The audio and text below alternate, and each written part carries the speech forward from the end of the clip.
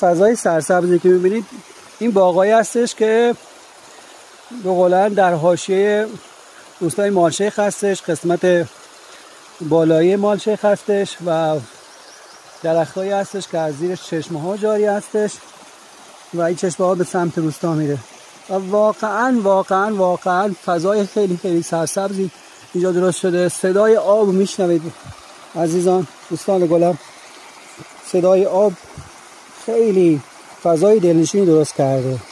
از لابلای درخت جریان آب رو میبینید، جریان به قولن چشمه رو میبینید. چه فضای خیلی خیلی زیبایی، واقعا دل آدم رو زنده میکنه این فضا و این صدای آب. به قول دوستان شاعر صدای پای آب میاد و از هر کجا میاد خیلی صدای خوشی میاد.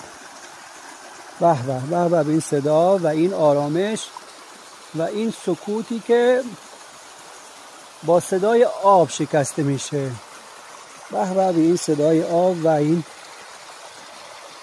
طبیعت بکر و زیبا، چقدر زیبا، چقدر دوست داشتنی.